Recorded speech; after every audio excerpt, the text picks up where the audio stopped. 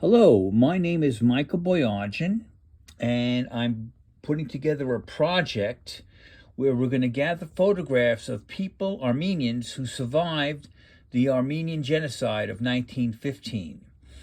And we understand, of course, that that happened almost 110 years ago, so it is unlikely there will be any living survivors. We're looking for pictures of people who survived and have most likely passed away, but still pictures from any time period that you choose.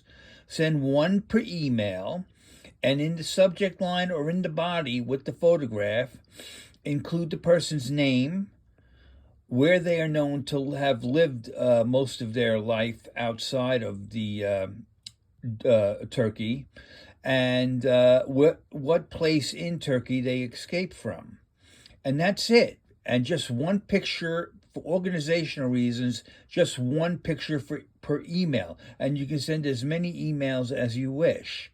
Anyhow, so this is how the Facebook page looks. And now let's take a look at how the book is going to look, just to give you an idea of what we're talking about here. Okay, I don't have the cover prepared yet, but here we go. So that's the inside title page. Survivors of the Armenian Genocide, Photographs from the Now Distant Past. I'm the author, and I'm using the famed genocide scholar and social historian Gary A. Kalanjian as editor. And it's published by Yada Studios Publishing, which is my late wife's indicia. And anyhow, let's go to the next page, and you'll see what we have here. Okay, again, the title of the book and the subtitle, my name, the editor's name, the copyright, which is this year, and the ISBN numbers, which is, you'd have, I won't go into detail on those, but those are needed for book publishing reasons, for, finding the book easily. We've got the hardcover ISBN and a paperback ISBN. Now, you don't need an ISBN number for the electronic books like the Kindle that this will also appear in. So it'll appear as a hardcover, a paperback, which will be very reasonably priced, and the Kindle book, which will be very, very reasonably priced. The hardcover may be a little more expensive, so I would suggest a paperback or the Kindle. And the Kindle will be free the first week after we publish, as part of our promotion. And again, we've put in an application for registering with the Library of Congress, and that's processing as we speak. Okay, and let's go to the next page, and let's see what that's about. Please be patient. Okay, here's the dedication. I'm not going to go into details here, though, but of course I dedicate it to my late wife and other people. My uncle, who took care to guide me through the intellectual world, and as soon as I was born, it would seem, and many other people. And I'm not going to go into details of all the people. But I will especially thank the person who gave me the idea to do a social media page to get this project going. Okay, now here we have the medical diagnostic code that's now out there for Holocaust/genocide survivors. And what they found is not only are they suffering from post-traumatic stress disorder, which most of you have heard of with our brave military soldiers, suffering from, but also survivors of the Holocaust and genocides. And not only that, but the diagnosis goes further now to descendants of the survivors, because of the stress inhibitors being knocked out of the loop by the trauma of the genocide. So that my uncle may suffer from this. I may have a bit of this. It's like at the mildest, it's anxieties. But my uncle, for instance, has this ongoing fear for decades that the Turks are going to come and get him. Okay, so we have that, and we're going to get the exact medical code actually for the disorder. Okay, and please be patient. Here's the table of contents. We're going to have the introduction by my uncle Gary A. Kalanjian, the genocide scholar. He served 3 governors on the New Jersey Holocaust Commission, by the way, and was sent on a long-term research project into the genocide in Jerusalem many years ago. I think he was there for at least a month, if not longer. And again, while most of us were sitting home watching TV, he was out there keeping the memory of the genocide alive while facing deniers, where at times it was so frightening they had to call police to protect him on these speaking tours. But then we have the preface, which will be me explaining what I'm doing now, kind of. And then we'll have, are there any survivors living? Okay, we may find one, so we're leaving that open. If not, we'll just have a no and move on. Then we're going to have the survivors. Okay, so let's take a look now. Let's move ahead. Again, I've got the Statue of Liberty, the so-called, what the immigrants called the Lady in the Lake. No matter what ethnic background or religion you were, when you arrived in New York Harbor, which was generally the main entry point at that time, that's the first thing you saw. And this is Ellis Island, and that was where you were processed before being allowed into New York City, the mainland. Well, it's not really a mainland, it's also an island, just bigger than Ellis Island. Okay, there's that introduction that I talked about. It's not done yet. And the preface is coming up, and that's not done yet either. Okay. But we do want to start collecting the photographs. Now, here at Ellis Island, this the brains behind the saving of Chrysler Motors back in the day was Lee Iacocca, an immigrant or son of an immigrant. I'm not quite sure. I don't remember having survived COVID. The memory is not quite up to what it used to be. But in order to raise money, he's a great businessman. In order to raise money, he sold plaques that you could have your name listed on all over the walls that surrounded the perimeter of Ellis Island. And you can go up to a computer screen and find out where your particular family name is or person of interest. So here we have the Harry Boyajian family listed in the center column in about the middle of the page, if you could see that. It's no big deal if you can. You'll see it in the book. And then below it, we also got a listing for my grandfather, who survived at age 14 to come here and wash dishes at the Commodore Hotel, and brought every member of the family over, starting with his mother. And that's a long story right there I won't go into. But he's in the center of the page in that middle column also. And again, here is the page. Are any alive today, almost 110 years after the genocide? And we don't know yet. I can call my uncle. I'm sure he would know. Now, this is one person we're listing here. This is my great-grandfather. And his name is Garibald Kalanjian. And he was a teacher and in Ankara. And no threat, really, to anybody.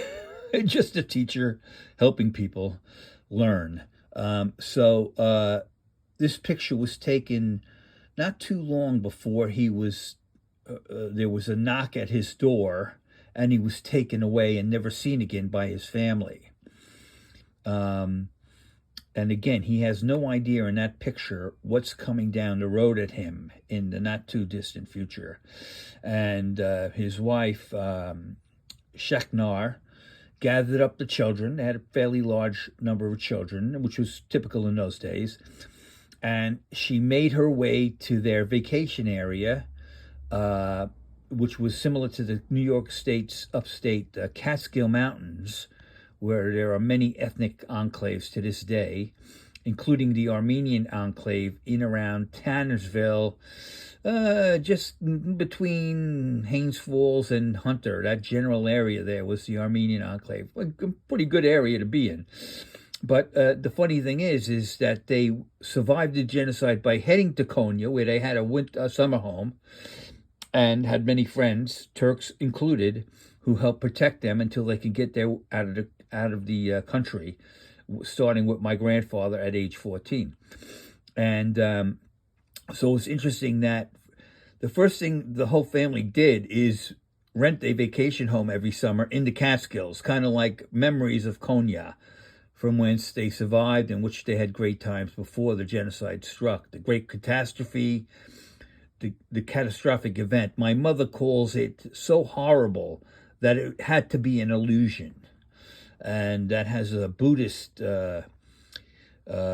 origins as well, that statement. But she's not a Buddhist. But and again, it's not a religion, it's just a teaching. Anyhow, that's that brief note there. And here are the pages, how they're going to look. We're still working on them. To the left is Shaknar, who I just mentioned. And that's my grandfather, Krikor, as a young man, standing with her in a sepia picture. And they both survived, and of course all the siblings made it over here and thrived after a while. And next to this picture is a picture of my father's father, my paternal grandfather, Krikor Kalanjan. And the interesting thing about him is that he survived the genocide with his wife, my grandmother, Anna. And they came over here with my father, who was an infant at the time. And my aunt, Penny, my father's name was Harry, was born here in the United States. So technically, my father was an immigrant. He was an infant carried on the ship to the United States. However, poor Krikor, that's also my maternal grandfather's first name, which he changed to George because he felt he had a nose like George Washington's and liked the connection. But I'm getting choked up here.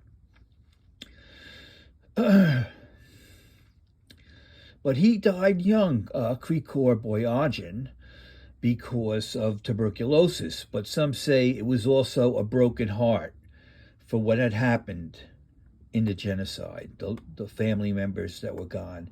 And just a side story here. We're going to have 4 photos on each page and see some are sepia, old sepia photos, and some are black and white, and we have some color ones too. That's my great-grandmother who survived also, and she ended up in Fresno, California, and married a fruit rancher there, and we had great times going there each summer.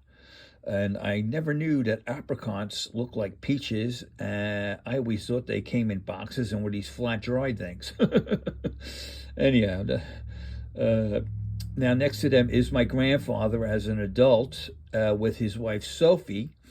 And Sophie and her family, that's my grandmother, of course, survived the genocide out of Smyrna, which was a Greek-orientated city. And many Greeks were killed in the genocide. Let's not forget that either. And Ernest Hemingway wrote a great news article on the genocide based on Smyrna for the Toronto Sun, which he was working for before he became a great novelist. But he went to Paris, and so did many surviving Armenians, where they rebuilt their culture, which had been destroyed. And one of the main things that were built there is the famous Armenian library, the Nubar Library in Paris. And the French and all the other expats helped the Armenians get back on their feet culturally. But anyhow, there's my grandfather, and he was a tailor, had his own tailor shop, first in New York, and then in Hackensack, New Jersey. And he and my grandmother lived in Teaneck, New Jersey, the adjoining town. And she was quite intelligent, knew several languages, actually. And again, they were all lovely people. And again, here's another page that I'm working on. Okay. Again, there's on the lower right, you'll see the older woman is my is Anna, who remarried later in life a man named with the last name Yanofkin, so she became Anna Yanofkin.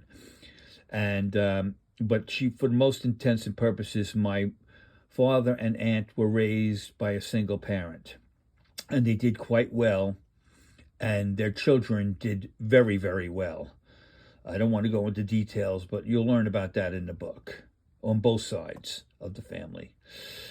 Okay, so that's basically it. Now, that's my father, and like many of the survivors and their descendants, they engaged in the great wars that America fought in the name of freedom. And he was in the Army Air Corps, and he was stationed in North Africa, and he was there for the duration of the war. He never flew again after that. And the Army Air Corps was the predecessor to the what we call the Air Force today. It started out as the Army Air Corps, and he was very stringent about that, getting that straight. And again, this is where the postscript will be at the end of all the photographs. We're expecting at least 250 pages. We can go as high as possible with our publishing platform. And then we'll have a little thing about my genocide scholar uncle, Gary A. Kalanjian, who just wrote a fantastic book on Armenian immigration to the United States. It's his magna opus. He worked on most of his life, and it is the entire story of how the Armenians came to the United States, focusing mostly in the period between the late 1800s and the early 1900s. And it's called The Kaleidoscope of Armenian Immigration to America, a book worth checking out. And then, of course, we'll end up with my biography, and that's my late wife and I.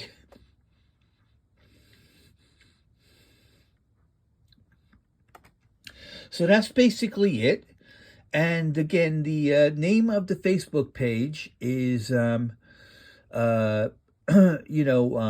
same as the name of the book, which is, let me get my bearings here. I got a little shaken up by that picture.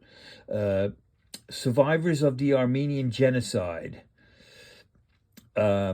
Subtitle, Photographs of the Now Distant Past.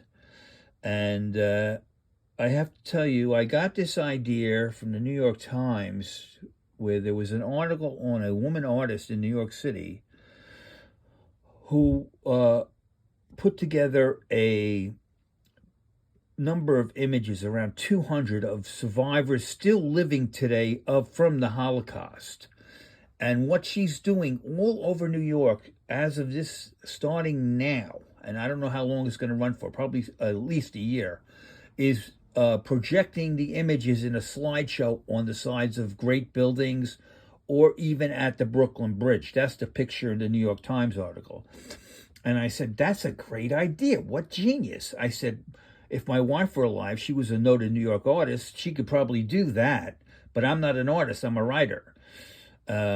So I said, I'll do a book version of what the woman artist did in regards to the Holocaust. And that's how we have this book, Survivors of the Armenian Genocide, and photographs from the now distant past. And anyhow, thank you for your time and have a nice day.